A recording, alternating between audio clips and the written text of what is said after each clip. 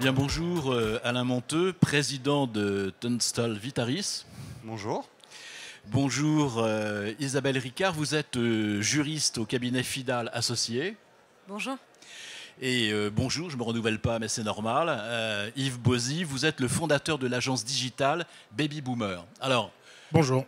Nous sommes ensemble pendant 45 minutes pour justement parler de l'intelligence artificielle et plus exactement de ce que cela peut apporter au service des gens et en passant bien évidemment par la téléassistance qui est maintenant incontournable. Alors, je voulais tout simplement mettre en avant déjà cette belle phrase, on va commencer par un peu de hauteur, de Thierry Baudet, qui est le président du CESE, et qui parlait de notre vie aujourd'hui comme étant celle de la révolution de l'âge. Une révolution, c'est quand finalement, c'est pas qu'on détruit, mais on remet totalement en cause un certain nombre de choses, et en particulier notre façon de vivre, le regard que nous posons sur les personnes âgées, sur les personnes en situation de handicap. À l'évidence, on est dans une société qui vieillit. Ce n'est pas ni une bonne ni une mauvaise nouvelle, c'est un fait. Et donc, il faut que nous nous adaptions comme les personnes vieillissantes doivent s'adapter. D'ailleurs, nous sommes potentiellement tous des vieux. Hein. Je crois qu'on peut le dire. Et bien évidemment, il n'y a pas de discussion là-dessus.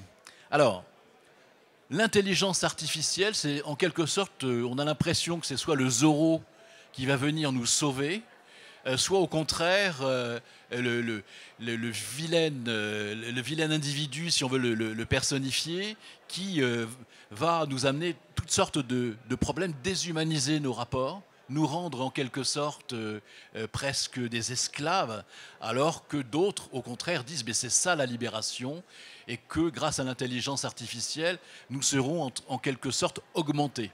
Alors je ne parle pas du salaire, bien évidemment, mais de nos possibilités. Alors, je voudrais qu'on parle d'exemples, qu'on soit très concret. Avec vous, en particulier, Alain, je voudrais qu'on parle davantage de ce que permet de faire l'intelligence artificielle et la téléassistance qui est son prolongement, son illustration, et en particulier dans le quotidien, ce qui peut arriver quand on est vieillissant. Avec vous ensuite, Isabelle, j'aimerais quand même que vous nous éclairiez sur le fait que c'est bien l'intrusion, mais c'est pas forcément bien. Enfin bon, bref, jusqu'où va-t-on aller et que peut-on? Est-ce qu'on a le droit de s'opposer? Est-ce que, etc. Ou est-ce qu'on est tracé, comme on dit, jusqu'à la fin de nos jours?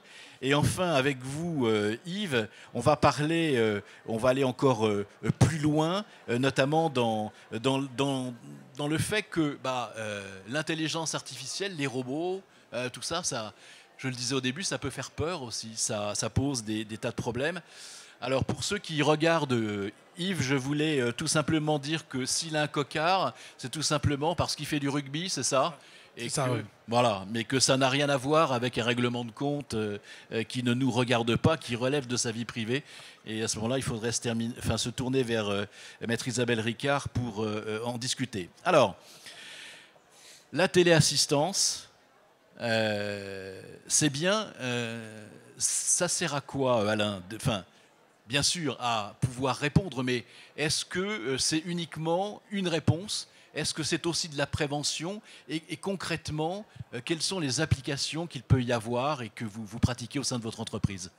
Alors, je pense que tout le monde connaît la téléassistance. C'est le petit bouton, là, comme j'ai au bras, qui permet d'appeler une centrale d'écoute 24 heures sur 24. Si vous avez besoin de parler, de rire, d'échanger, mais aussi si vous faites un malaise ou une chute.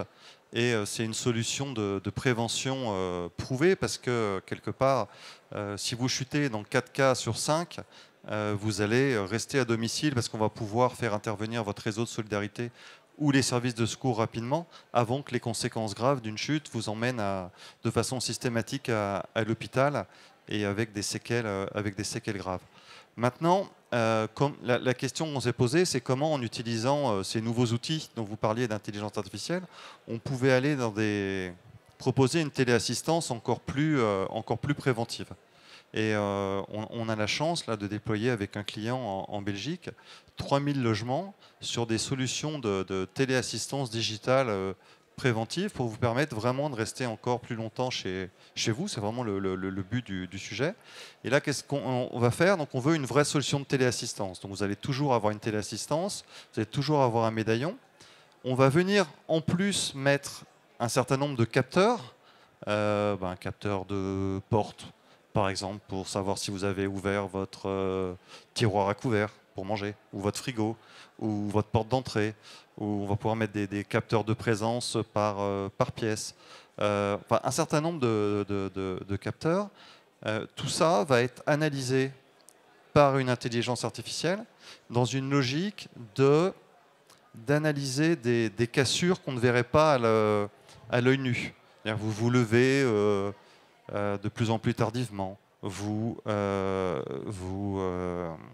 restez plus longtemps dans votre lit, ou vous ne mangez pas, ou plein de choses, et qui vont couper de ces différents capteurs pour en trouver quelque chose d'intelligent. Donc l'idée, ça va être de pouvoir identifier des profils à risque avant qu'il y ait risque. Ça va être de pouvoir identifier des profils et de pouvoir mettre en place des solutions petit à petit. Donc ça, c'est l'idée. Après, ce qu'on s'est dit, c'est je prends cet exemple volontiers, je vais découvrir, Patrick, que vous avez, tout d'un coup, vous allez 3-4 fois par jour aux toilettes, alors que vous n'y alliez pas avant. Donc ça, c'est pas besoin d'intelligence artificielle pour ça, d'ailleurs. C'est la prostate, oui. Mais ça peut être autre chose, c'est-à-dire qu'un simple appel, et grâce à la téléassistance, on va pouvoir découvrir que peut-être c'est juste que vous avez changé de médicament et que vous avez des effets secondaires. Et donc on n'a pas voulu laisser les aidants et la famille seuls avec les résultats de l'intelligence artificielle. Donc on a une équipe de soins à qui toutes les semaines on va donner les résultats que donne l'IA avec ce qu'elle a découvert, avec des propositions de mesures. Et c'est ces équipes de soins menées par un ergothérapeute qui va s'interfacer avec le bénéficiaire et avec sa famille pour mettre en place les mesures, que ce soit de l'adaptation du logement, que ce soit une adaptation des solutions à domicile, une adaptation de sa téléassistance. Vous voyez, donc l'intelligence artificielle va vraiment nous aider à être de plus en plus préventive et vous accompagner dans le temps, à ne pas vous laisser seul, à ne pas laisser votre famille seule et à faire marcher l'écosystème et à parler ensemble. En effet, c'est assez extraordinaire de voir ce cercle vertueux. C'est à la fois un instrument, une possibilité de prévention. Ça rassure la famille de la personne âgée ou handicapée et ça permet de tirer des leçons qui sont profitables pour tout le monde. Exactement. C'est toutes ces données, l'IA va déterminer des profils et plus on sera capable de rentrer des données, plus ça sera excellent. Qu'on a même un niveau de capteur avec des caméras qui va permettre de faire de la vraie détection de chute et qui va permettre aussi d'enregistrer des informations encore plus fines pour déterminer des cassures ou des anomalies. Par exemple, avec une caméra, on peut détecter si vous lisez votre journal ou pas, ou si vous avez arrêté de le lire, ou si vous le lisez moins longtemps. Donc on va pouvoir aller être de plus en plus fin. Mais tout ça, et peut-être que je vous passerai la main sur ce sujet, c'est il faut bien évidemment expliquer ça aux bénéficiaires, expliquer ça aux aidants, et que ça ne se fasse pas contre leur volonté et qu'ils en aient la parfaite connaissance et acceptation. C'est une très belle transition pour vous, Isabelle, parce qu'en fait, dans ce que vous nous dites, on sait, si vous lisez votre journal, on peut savoir aussi quel journal vous lisez, quelles sont vos idées politiques, qu'est-ce qu'on peut vous vendre, etc. Non, je veux dire, c'est bien évidemment pas ce que vous faites, mais je veux dire que c'est difficile de se mettre à nu comme ça. Et la question, Isabelle, est la suivante, c'est jusqu'où est-ce que je peux dire non? Moi, j'ai pas forcément envie qu'on sache combien de fois je vais aux toilettes par jour. Absolument. Alors, savoir que pour ces technologies-là, il y a un cadre éthique qui s'applique, en plus du cadre réglementaire. Mais ces principes éthiques, on va les retrouver dans les obligations réglementaires. Et l'Agence numérique pour la santé a établi ce cadre éthique pour l'utilisation du numérique en cadre de la santé. Et on va retrouver une liste de principes éthiques qui aident en fait les développeurs d'intelligence artificielle, mais aussi les professionnels dans leur utilisation, pour avoir une utilisation centrée vers le bien-être des personnes et des patients.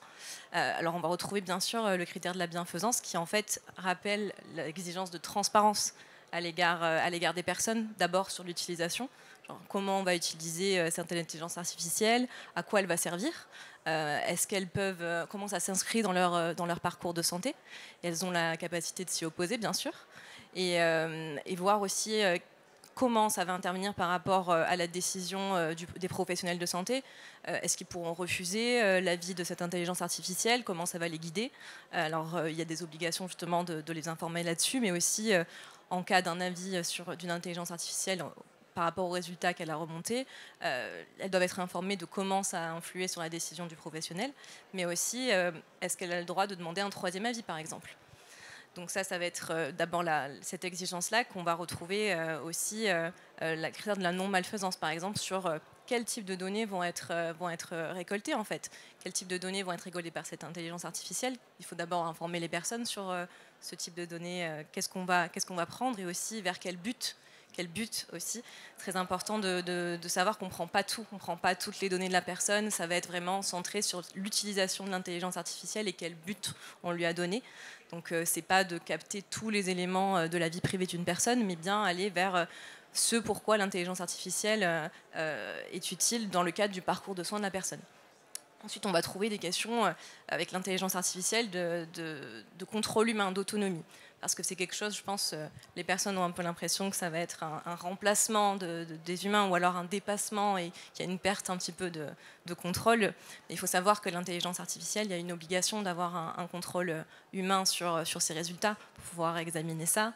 Mais aussi dans le cadre de l'intelligence artificielle pour la téléassistance, il y a aussi consulter les personnes et bien les informer qu'il y aura toujours un deuxième contrôle par un humain et qu'ils ne seront pas complètement démunis face à une intelligence artificielle. Il y a aussi des questions de justice et d'équité qui viennent dans cette utilisation de l'intelligence artificielle, parce que les données qui sont récoltées, il faut qu'elles soient vraiment adaptées vers un but précis, comme je le disais tout à l'heure. Mais c'est aussi important, dans le cas des intelligences artificielles, d'entraîner ces modèles-là sur des données qui vont être adaptées vers le public pour lequel cette intelligence sera utilisée. Donc, dans le cadre des personnes âgées ou des personnes en cas de handicap, c'est important d'avoir une base de données d'entraînement qui va être celle de personnes à peu près du même âge ou avec des pathologies similaires pour éviter les biais. Et c'est d'ailleurs important d'informer les personnes sur ce type de biais qui peut arriver avec l'intelligence artificielle dans le cadre de son utilisation. Et toujours savoir qu'il y a toujours un contrôle humain, comme je disais tout à l'heure, des professionnels. Et enfin, je l'aborderai un petit peu moins sur ce sujet, mais il y a une question de développement durable aussi qui se pose avec l'intelligence artificielle. Savoir que ces technologies-là utilisent beaucoup de technologies, mais aussi doivent être tournées vers un objectif de développement durable. Donc ça impose des bilans carbone et d'autres sujets dans lesquels je ne vais pas m'apesantir. Voilà. Il y a deux aspects qui me semblent intéressants dans ce que disait Alain tout à l'heure. Il a parlé d'une évolution, c'est-à-dire que on a la perte d'autonomie, c'est généralement quelque chose justement d'évolutif, hélas. Ça peut aller mieux aussi, mais enfin, c'est plus rare. Et donc, est-ce qu'il y a cette possibilité finalement de ne retenir que ce qui est véritablement utile pour la personne et de ne pas faire de la personne un objet d'étude, si vous voulez. Voilà. Tout à fait. Ben, ça rentrera dans les paramétrages du concepteur de l'intelligence artificielle, mais c'est aussi une obligation pour lui de démontrer qu'il a une finalité précise pour l'utilisation de son intelligence artificielle et qu'il est tourné vers la captation des données, vraiment tourné vers un objectif précis. C'est pas un captage de toutes les données. C'est également une obligation par rapport à la réglementation sur les données personnelles, d'ailleurs. Et les données qu'on peut tirer peuvent être utiles pour tout le monde, vous le disiez d'ailleurs. Est-ce qu'elles peuvent être, j'allais dire, anonymes?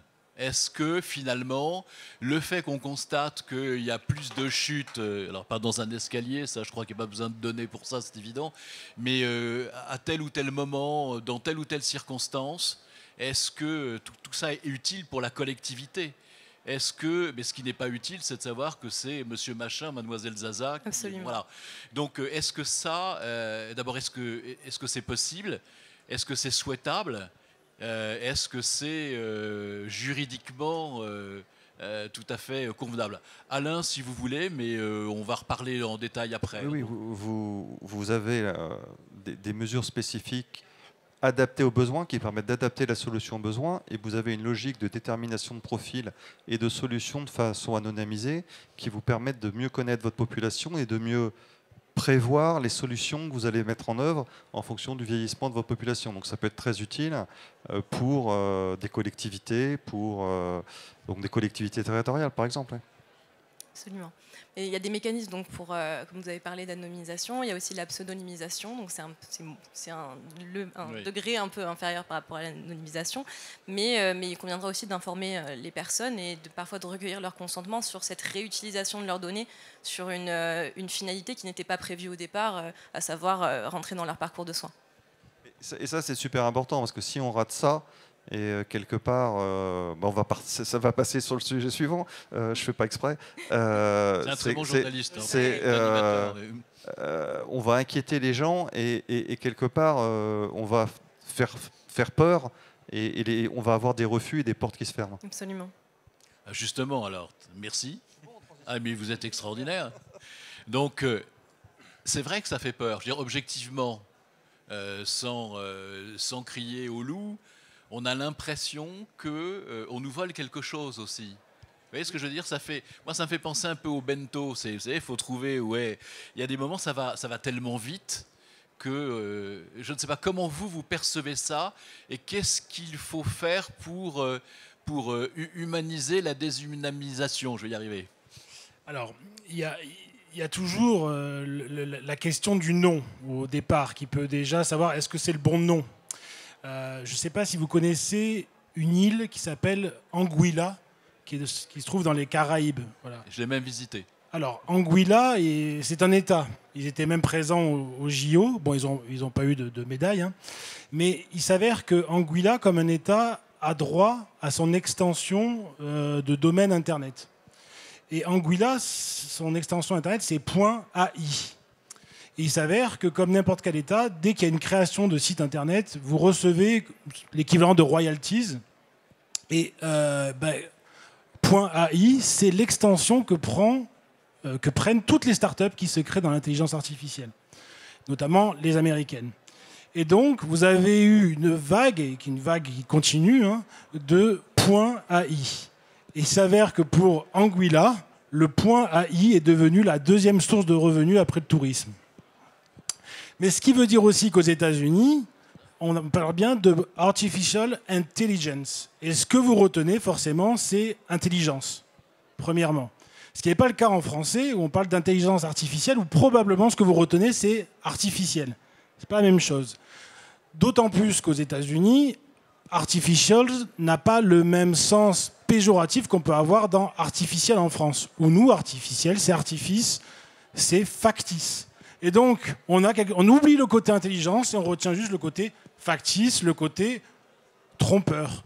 Et donc, forcément, les gens, quand ils entendent parler d'intelligence artificielle, ils mettent ça dans fake news, dans intox, dans manipulation. Et donc, le problème au départ, c'est est-ce que déjà le terme intelligence artificielle est un juste terme comme me le disait tout à l'heure Alain, finalement, l'intelligence artificielle, dans les boîtes innovantes, elle est existante depuis longtemps. Je me rappelle toujours la personne qui gérait toute l'architecture réseau d'Amazon. Il faut vous inquiétez pas, l'intelligence artificielle, ça fait 20 ans qu'on la pratique. Tunstall Vitaris a toujours été dans la requête et dans l'étude des probabilités, en se disant comment on peut être au plus proche de l'utilisateur. Donc ne pas oublier que l'intelligence artificielle, c'est probablement un outil gigantesque. La question, c'est est-ce que ça vaut le coup de donner le nom de l'outil au grand public? Et effectivement, il peut avoir le revers de la médaille qui est, attention, il y a un côté effrayant avec ce terme déjà, intelligence artificielle, alors que les retombées sont toujours au bénéfice de l'utilisateur. Ouais, effectivement, hein, c'est important de donner les bons mots sur les bons concepts. Hein. Complètement. Ce qui s'énonce, c'est quoi? Ce qui se pense clairement, s'énonce clairement. Voilà.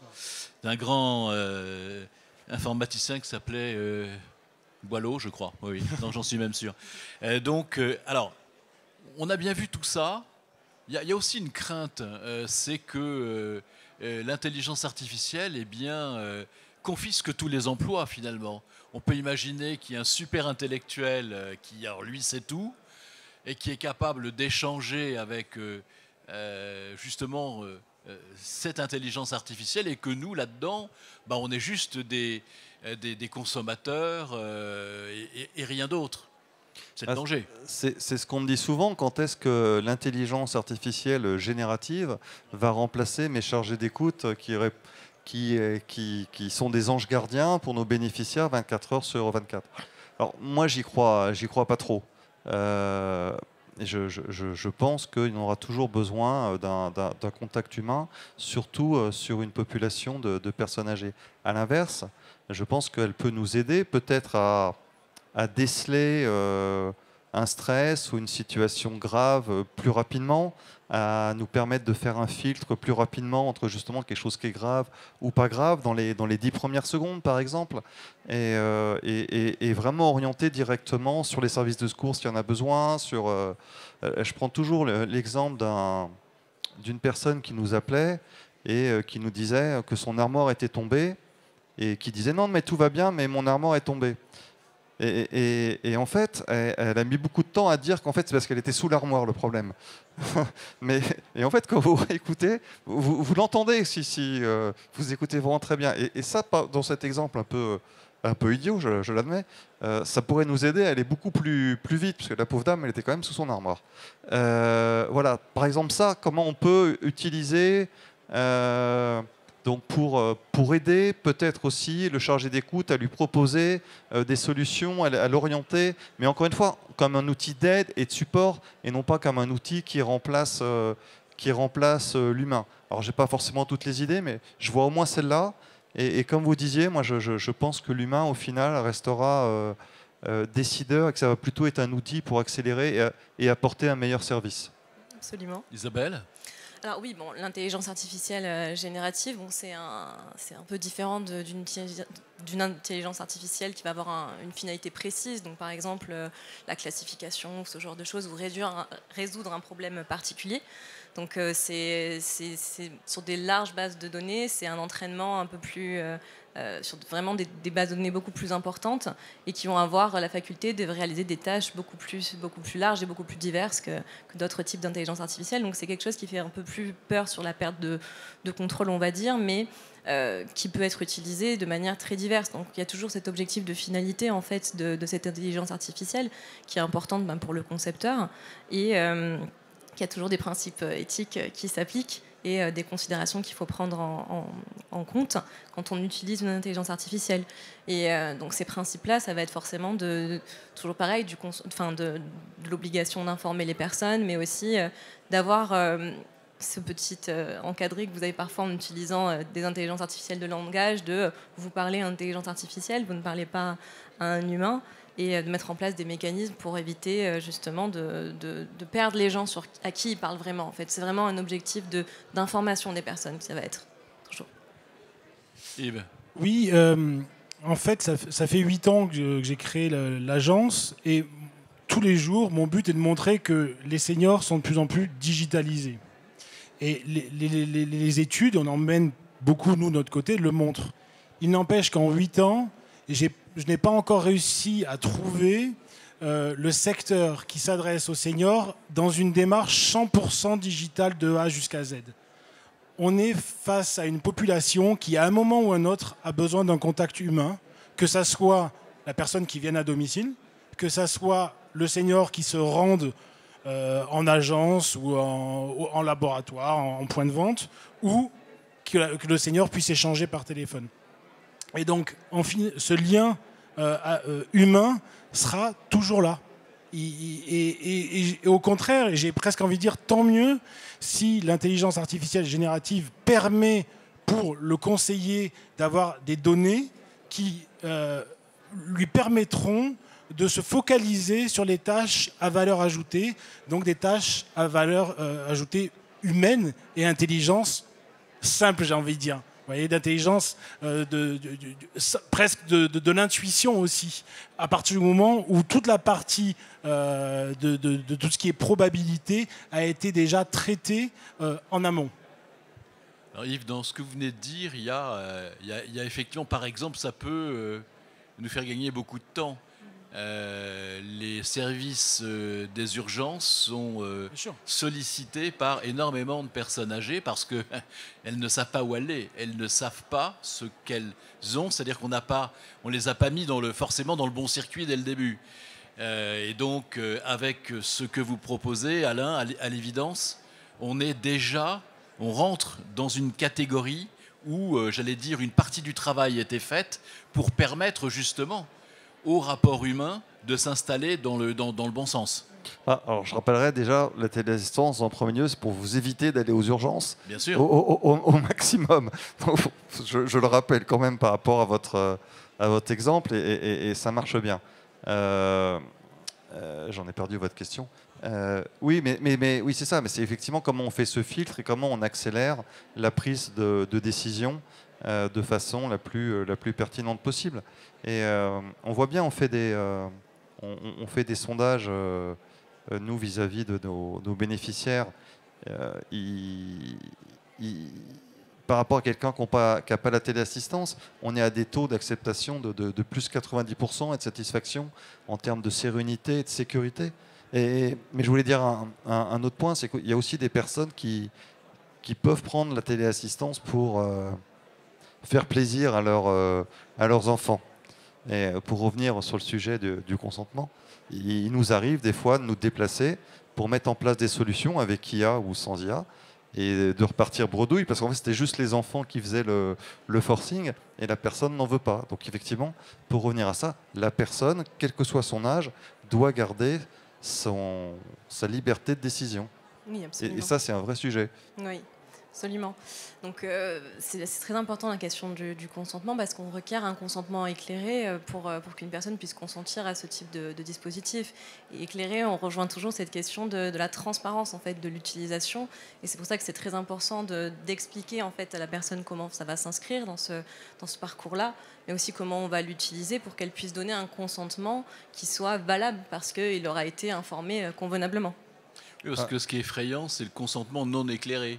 Non mais je plaisante qu'à moitié. Quand vous prenez un billet d'avion, c'est un consentement non éclairé. Vous êtes obligé, si vous n'êtes pas d'accord, vous ne prenez pas l'avion. Donc... Mais là, on voit bien dans notre déploiement dont je parle en Belgique, on a quand même équipé, où on est en train d'équiper 3000 logements, et on prend le temps avec notre partenaire d'expliquer. Donc il y a des personnes qui vont vouloir une caméra ou d'autres pas, parce qu'ils vont vouloir des fonctions plus avancées. Mais en l'occurrence, quand vous expliquez, on a massivement des gens qui acceptent, une fois qu'ils ont compris que les données elles restaient sur place, que le logiciel il était sur place, qu'il n'y avait pas de vidéo qui sortait. Vous expliquez vraiment, il faut expliquer, il faut rassurer, et vous avez des oui massifs, mais il faut prendre le temps d'expliquer. C'est-à-dire qu'on confond souvent l'intrusion qui peut être utile mais qui est effectivement consentie, c'est-à-dire et toujours justifiée. Il ne viendrait à personne l'idée de dire je ne veux pas que la police vienne chez moi quand il y a des cambrioleurs. Vous voyez, c'est un peu idiot. Oui, mais je vais vous prendre un exemple. Aujourd'hui, nous, on met en place une solution qui obéit à un certain nombre de règles qui ont été dites, de consentement, de sécurisation des données, de non-sortie de caméra. Et je pense qu'il vaut mieux prendre ces solutions-là avec nos solutions d'intelligence artificielle qui en plus vont apporter une analyse en plus, que d'aller acheter sur un grand réseau de vente par Internet des caméras faites en Chine ou ailleurs, hein, c'est pas parce qu'elles sont faites en Chine, sans aucune sécurité, où n'importe qui va pouvoir aller se connecter. Et il y a des proches qui font ça aussi en pensant faire bien. Donc faut toujours garder à l'esprit ces données de sécurisation et de consentement. Et je vois des fois effectivement des proches qui ont mis des caméras, qui surveillent leurs parents comme ça, je ne sais même pas s'ils sont au courant. Mais juridiquement, d'ailleurs, c'est discutable de surveiller ses parents. Oui, absolument. Bon, vaut mieux, Vaut mieux surveiller ses enfants, oui. Vaut mieux avoir le consentement, surtout de la personne.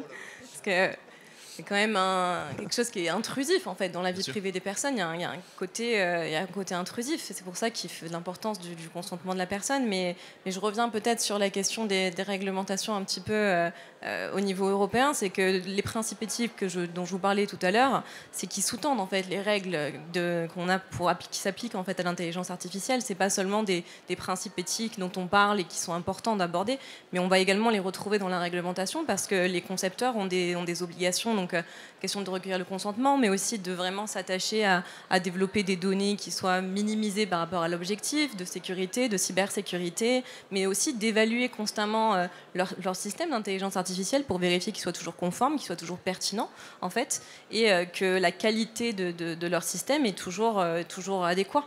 Donc c'est important de se souvenir que ça s'applique également à la réglementation. Les principes d'éthique, c'est pas simplement pour en discuter comme ça.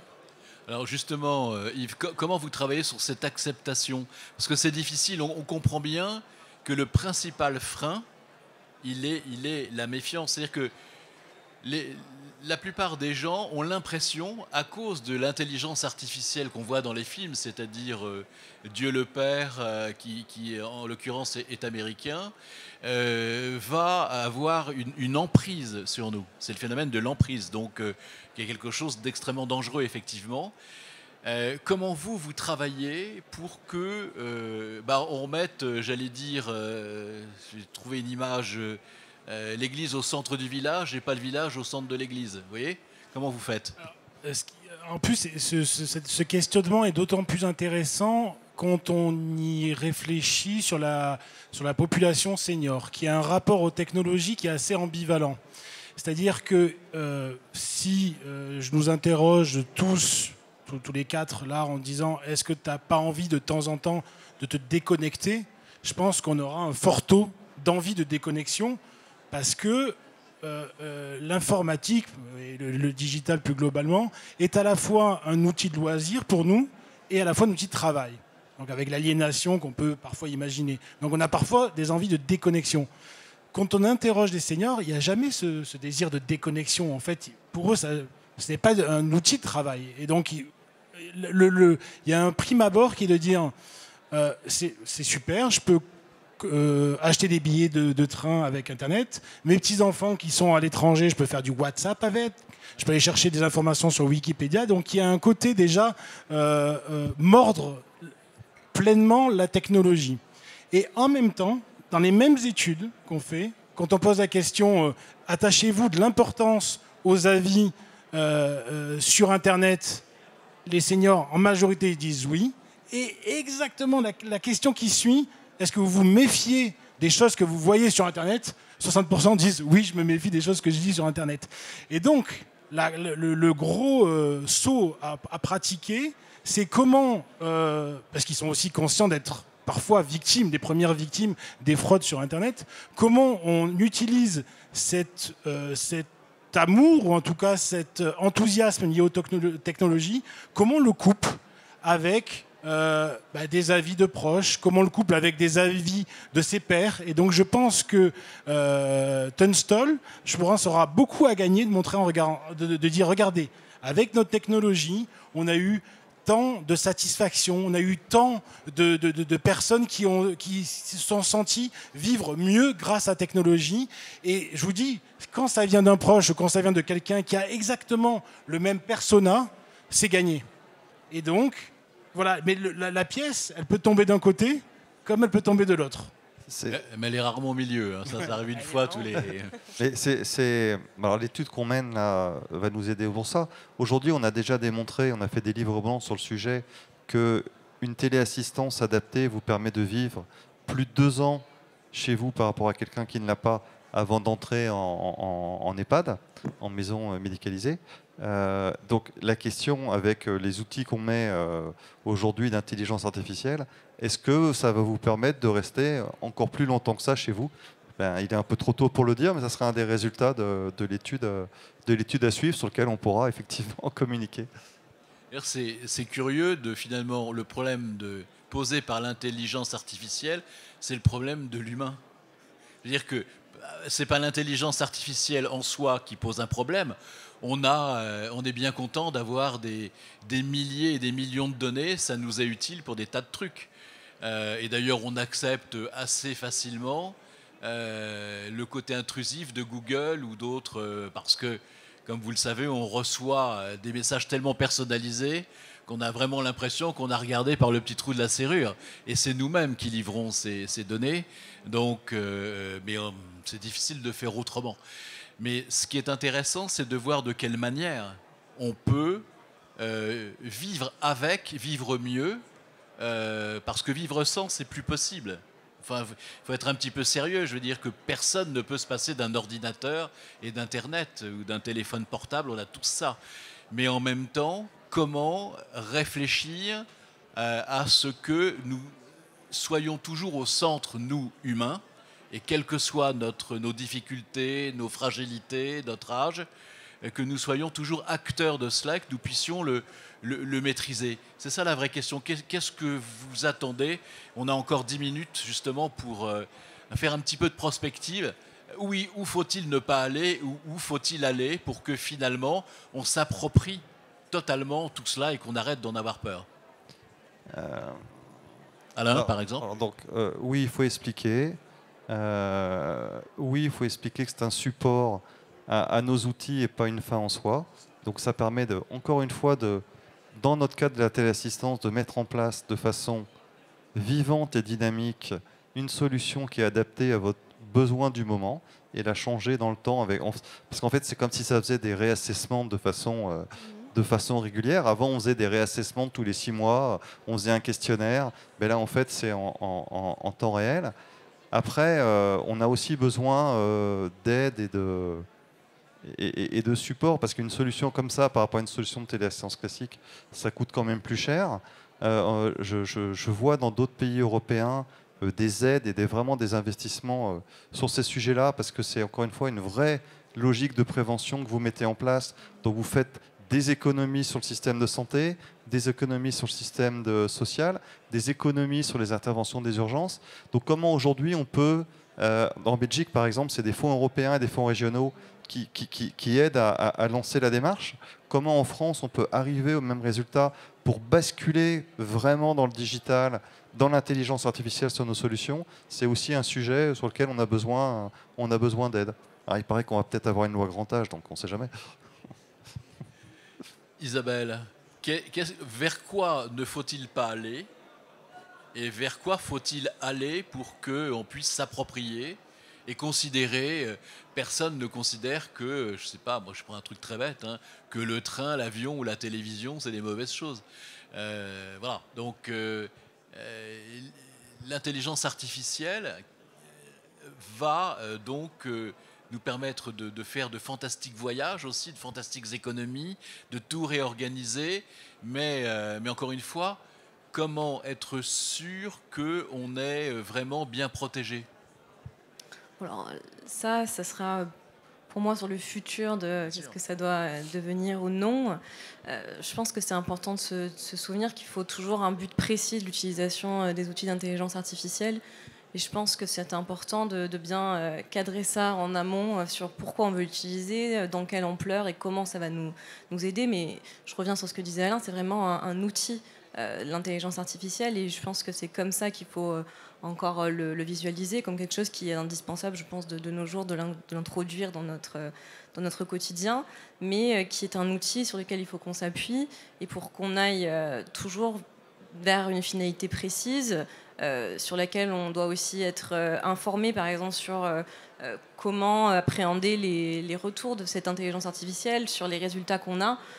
Donc ça va être sur, je reviens toujours à l'information, mais aussi des notices aussi pour nous guider vers comment on peut l'utiliser et vers quoi on peut aller avec, et placer des limites aussi, toujours aller mais dans le sens de nos valeurs, mais ça on s'éloigne un petit peu plus, mais ça sera, je pense, toujours une question aussi de balance des droits aussi des personnes et de leur vie privée, qu'on retrouvera aussi dans des obligations légales pour ne pas se retrouver dépassé par une technologie et aussi pour guider son développement, je pense.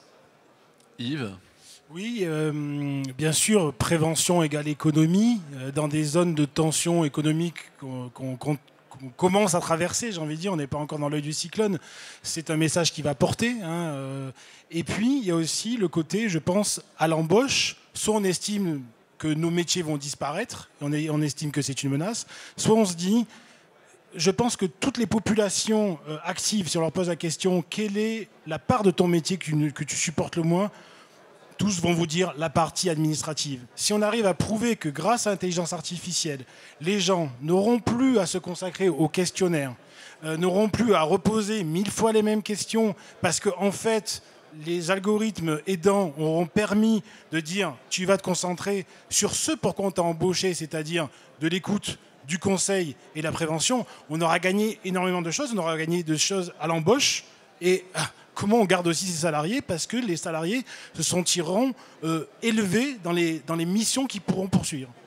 Non, absolument, c'est une forme de libération extraordinaire quand on y réfléchit. Il y a juste quelque chose qui, moi, me rend optimiste, c'est que les trois grands blocs sur la recherche en intelligence artificielle, sur la gestion des data, donc des données, schématiquement, États-Unis, Chine, Europe, c'est la conception même de l'individu, de ce que nous sommes. En Chine, l'individu n'a pas beaucoup d'importance. C'est un comportement collectif. Et en fait, votre individualité n'existe pas en tant que telle. C'est-à-dire, elle n'existe que par rapport à la masse. Donc, votre consentement, on s'en fout un peu, pour dire les choses très directement. Aux États-Unis, vous avez de l'importance, mais vos données doivent être accessibles pour autant qu'on vous les rétribue. On n'a pas le droit de vous les voler, mais vous ne pouvez pas vraiment vous opposer, sauf à faire procès, etc., très difficile, à cela. Donc, c'est une liberté contre la confiscation, mais ce n'est pas une liberté positive, entre guillemets. En Europe, c'est le contraire. L'individu a beaucoup d'importance, il peut dire oui ou non. Et donc, à partir de là, ça pose aussi un problème qui est celui d'être un peu en retard par rapport à des systèmes nettement moins ouverts, enfin nettement moins soucieux de l'intérêt des gens, que ce soit aux États-Unis ou que ce soit pire en Chine. Donc, c'est ça aussi, c'est à la fois rassurant parce qu'on a vraiment l'impression que l'humain est au centre, contrairement à ce qu'on raconte sur l'Europe en règle générale, mais en même temps, il y a des moments où pour aller plus vite, on aurait envie d'avoir plus de données de prendre l'autoroute plutôt que la nationale pour aller vite. Vous êtes d'accord avec cette analyse ou plutôt vous, Isabelle, qui êtes juriste? Oui, moi je suis d'accord avec ça. Après, je pense que comme vous le soulignez, ça dépend de quel genre de société on a envie d'être en fait. Si on veut vraiment placer l'individu au centre et donc de s'assurer de son consentement et de développer nos technologies par rapport à ces valeurs-là, ces valeurs qu'on peut avoir peut-être en Europe de placer l'individu au centre, ou de perdre un petit peu ça et de se tourner vers un développement de la technologie confié à des entreprises où on a peut-être un peu moins de contrôle sur les données qu'on utilise, qui sont utilisées, et sur qu'est-ce qu'on fait de ça en fait, et sur notre vie privée. Donc c'est vraiment une question de positionnement sociétal. Mais je partage votre point de vue là-dessus. Alors, l'intelligence artificielle au service de la téléassistance, on a bien compris que c'était évidemment à la fois préventif, c'était aussi quelque chose qui permettait justement le contact, parce qu'on oublie de le dire, mais il y a pas mal de personnes âgées qui sont isolées, et que paradoxalement, c'est par la téléassistance qu'ils le sont moins, et qu'ils ont des réponses. Vous disiez au début, je crois que c'était une boutade, mais non, on peut discuter aussi. Vous savez que sur 100% des appels qu'on reçoit, 92% ne sont pas des appels d'urgence. Ce sont des appels pour discuter, pour échanger. Et sur 2 millions d'appels qu'on reçoit par an sur notre centrale d'écoute et d'assistance, on fait 1 million d'appels sortants, justement, pour des personnes isolées. Donc on est disponible 24 heures sur 24 pour échanger. Et on peut vous appeler régulièrement si vous en avez éprouvé le désir et pris cette petite option. Mais donc oui, on est un outil de lutte contre l'isolement. On l'a vu pendant le Covid, on continue de le voir aujourd'hui. Et après, encore plus que ça, on peut parler de santé, on peut parler de... Vous n'avez plus de médecin traitant, donc on peut vous mettre en relation, on peut vous faire de la téléconsultation. Donc on est vraiment une porte d'entrée, un portefeuille de services. Voilà. Et puis donc l'intelligence artificielle va aussi pouvoir me conseiller sur les services qui pourraient vous être les plus utiles au moment où vous en avez besoin. Et peut-être demain... j'éviterai que vous chutiez, donc je vais prévoir que vous allez chuter avant que vous chutiez. Je ne suis pas sûr qu'on en arrivera là, mais... Non, mais en tout cas, c'est une belle conclusion. Ouais, c'est pas encore tout à fait prédictif, faut pas.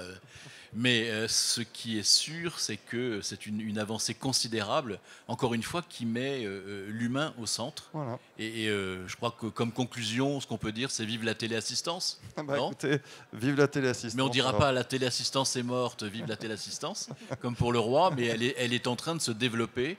Et donc, vive la vraie téléassistance, c'est-à-dire encadrée, on a bien compris, comprise et expliquée, et utilisée pour ses multiples possibilités, dans pas seulement l'intérêt de l'individu, pas seulement l'intérêt de la famille, mais l'intérêt de la société en général. Proactive, préventive et personnalisée. Ben voilà, c'est les 3 mamelles de la téléassistance. Merci à vous. Merci. Merci.